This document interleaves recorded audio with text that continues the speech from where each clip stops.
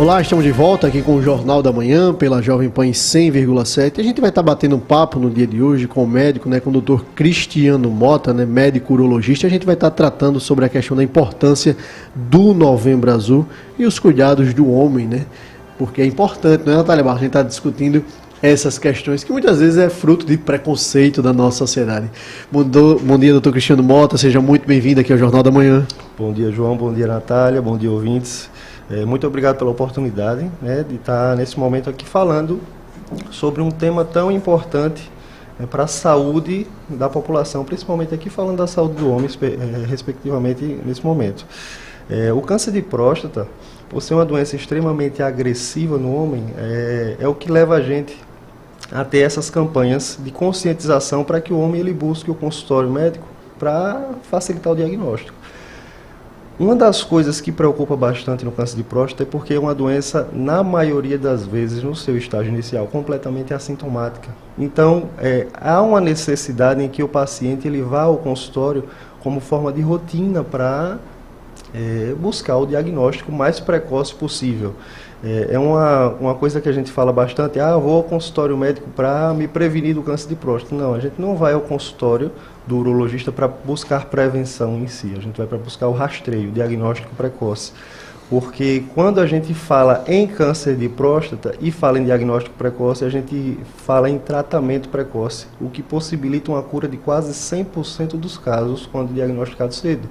Então, se a gente faz com que o paciente ele busque esse rastreio cada vez mais cedo, a gente possibilita que ele seja curado da doença assim que diagnosticado.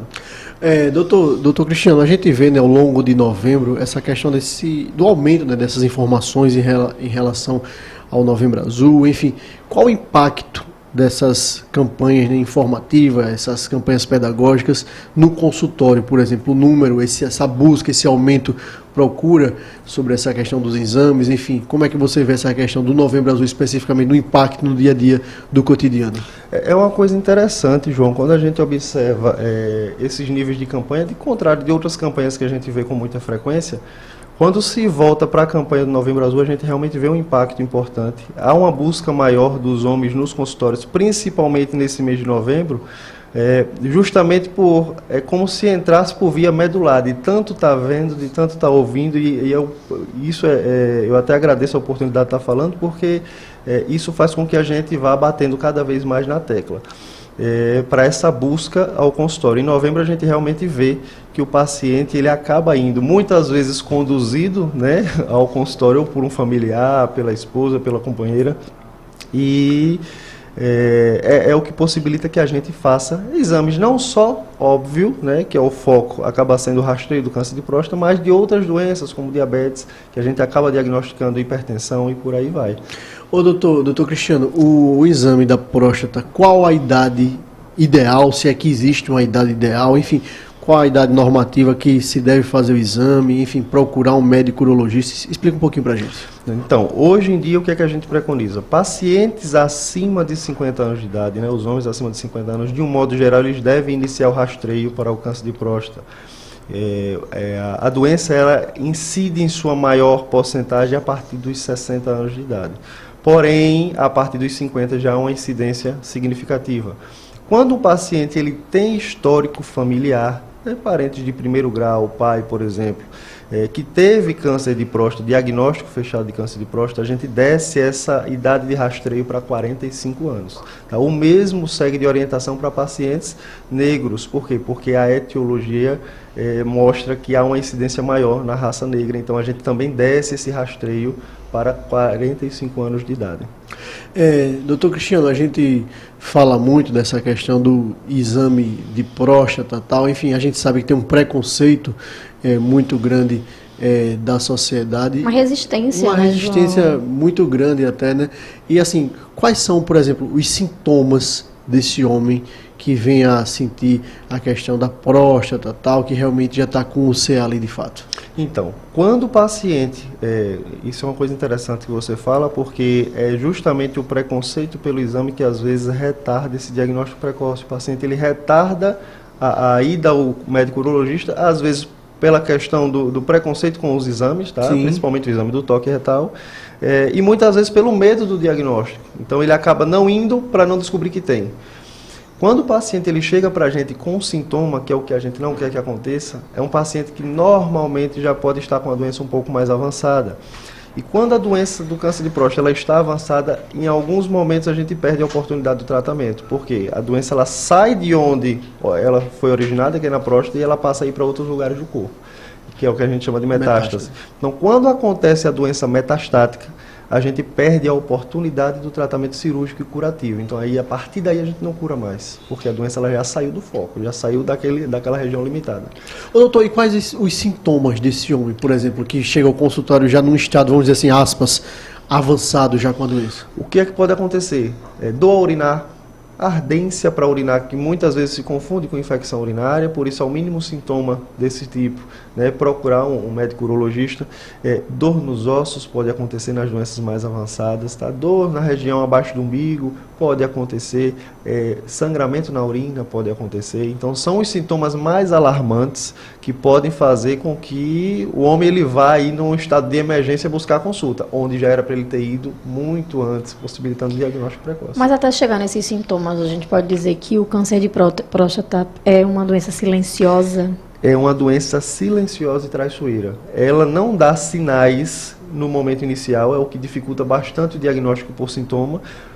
O que levaria muito o paciente ao consultório se ele tivesse algum sintoma inicial logo no iniciozinho da doença. Não tem. Se desconfiasse, né? Se desconfiasse, ele procuraria com mais facilidade. E os exames, doutor, então, que são recomendados, por exemplo, para um diagnóstico precoce? Quais são as frequências? O senhor falou do exame de toque retal, que é justamente o que produz todo esse preconceito, toda essa resistência. Mas, assim, o que é que tem também, para além dele, né, outras opções, inclusive por conta realmente desse avanço mesmo na medicina? O que a gente tem de opção hoje nos exames, assim, o básico que a gente normalmente há anos vem utilizando é a dosagem do PSA, tá? Que é um antígeno prostático específico, que é uma proteína produzida pela próstata, e ela é liberada na corrente sanguínea.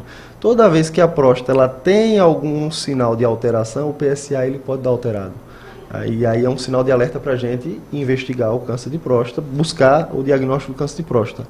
Outro exame que a gente usa como rotina é o ultrassom de próstata, que aí vai tentar identificar, que são exames básicos, uma nodulação, alguma alteração na próstata que justifique a gente, por exemplo, pedir uma biópsia de próstata. O exame de toque retal, que é um exame onde a gente avalia o tamanho, a textura da próstata, ver se tem algum carocinho, algum nódulo que chame a atenção para a gente pedir uma biópsia de próstata. Então, quando a gente vai olhar o arsenal de exames que a gente tem, né, de exames mais modernos, uma ressonância multiparamétrica da próstata, por exemplo, que nem todos têm acesso, né, mas quando se tem acesso a gente pede. É um exame muito mais específico que a gente consegue detalhar melhor a imagem da próstata, mas nenhum exame anula o outro, são exames complementares. Eu sempre brinco com o paciente, ele pergunta, é preciso fazer mesmo o toque retal? É necessário, você não é obrigado a fazer. Mas eu sempre brinco com ele, quando você vai colocar o seu carro na revisão, se o mecânico disser que não olhou o olho, você vai ficar satisfeito? É como se você deixasse um artigo sem olhar. Pode ser que não dê nada, mas pode ser que o problema esteja ali. Quase então, uma loteria, né? É quase uma loteria. Então, assim, quando a gente junta PSA, ultrassom, exame de toque retal, quando necessário uma ressonância de próstata, a gente está procurando um motivo de pedir uma biópsia. Na verdade, a gente está ali como um detetive procurando, caçando o câncer de próstata. Câncer de próstata no estágio inicial mesmo. Doutor Cristiano, por exemplo, quais os fatores que podem desembocar, se é que a gente pode enumerar algum, por exemplo, em relação ao câncer de próstata? Fatores de risco, né? Fatores de risco, por exemplo, é genético, é tabagismo, estilo é má de vida, alimentação, né? falta de atividade, enfim, o que é que a gente pode dizer hoje para o homem médio, 20, 30, 40 anos, enfim, que está chegando a um avanço da idade, como é que pode se cuidar, enfim, o fator genético é o principal. O que é que a gente tem hoje dentro da ciência, dentro da medicina? O que é que a gente vê hoje? O fator genético ele é muito atrelado ao início do câncer de próstata antes dos 60 anos de idade, né? Principalmente antes dos 50, que é quando a gente inicia o rastreio ali a partir dos 45 anos. Então, a genética está mais relacionada com isso, com o câncer de próstata precoce. Mas se a gente for olhar na estatística, 1 a cada 6 homens ele vai ter câncer de próstata. Então, se você for olhar numa peladinha de final de semana, que você está lá com 6 amigos seus jogando bola, um deles vai ter. Nossa. Então, número, a gente não se dá conta, a gente não se dá conta disso, né? Se você pegar um time de futebol que tem ali 12 pessoas, 11 pessoas, 12, um a cada 6 vai ter o câncer de próstata. A cada disputa de futebol, 4 pessoas vão ter o câncer de próstata ali. E se você for olhar aí, quando a gente se dá conta desse dado, você vê que, rapaz, é alto, hein? É um número muito grande. Então, coisas que a gente pode fazer para prevenir o que a gente previne qualquer outro tipo de doença, que é um hábito de vida saudável, isso é a atividade física. A atividade física ele acaba sendo remédio para quase tudo, né? Se não para tudo. Então é a atividade física diária, obrigação nossa. A atividade física diária, quando possível, óbvio, né? Fora os compromissos do nosso dia a dia. Uma alimentação regular, saudável, evitar abuso de álcool. Tá? O álcool ele é um fator predisponente para vários tipos de câncer, inclusive de próstata. Tabagismo, nem se fala, né? Câncer de bexiga, câncer de próstata, ele é um fator predisponente, então é abolida a vida, o tabagismo. Alimentação, a gente tem que evitar enlatados, embutidos, alimentos industrializados, que é onde tem a maior parte de conservantes, que também são fatores de risco para neoplasia, para câncer de próstata. Doutor Cristiano Mota, o senhor falou um número bem interessante, que é a doença sendo diagnosticada no seu início, ela tem um índice de cura quase que 100%. Então, essa mensagem que a gente quer deixar aqui no Jornal da Manhã, né, que você se cuide, faça os exames preventivos, procure um médico urologista, porque é extremamente importante se cuidar. Você se cuidando, você vai estar cuidando da sua família, vai estar cuidando dos seus entes queridos. Então essa é a mensagem, se cuide. Dr. Cristiano Mota, quero agradecer demais a sua presença aqui no Jornal da Manhã. Quero fazer o convite público para que o senhor esteja aqui em outras oportunidades, tratando dessas e de outras temáticas tão importantes em relação à saúde do homem, em relação à saúde da população alagoana como um todo. E quero deixar um espaço para suas considerações finais. Muito obrigado pela oportunidade mais uma vez. Realmente é um momento em que a gente aproveita para convocar mesmo toda a sociedade, seja familiar, seja a esposa, para levar o homem que tem na sua casa para fazer exame. A gente vê que a busca espontânea do homem para o exame, uma consulta médica, é 8 vezes menor do que o da mulher. Então, na maioria das vezes, é algum familiar quem está levando. Então, é realmente um chamamento que a gente faz. Aproveitar o mês, mas não só o mês, é durante o ano mesmo, é se cuidar, ter o autocuidado de fazer a sua própria revisão, né? A gente, às vezes, gasta nosso tempo cuidando dos outros e não cuida da gente. Então, a gente gastar o nosso tempo com a gente também, é o autocuidado, para que a gente aumente aí a possibilidade de diagnósticos e as orientações para conscientizar, para o rastreio precoce e para a prevenção da doença. Mais uma vez, obrigado ao médico urologista Cristiano Mota aqui no Jornal da Manhã. Obrigado à minha companheira de bancada, Natália Barros, nosso querido Cláudio Stone na técnica, o Romerson Florentino nas redes sociais. Muito obrigado a todos vocês e até segunda-feira, que Deus, se Deus quiser. E vamos aproveitar o nosso sextou, né, Natália Barros? Sextou, João Mouzinho. Tchau, tchau, ouvinte. Até segunda, graças a Deus.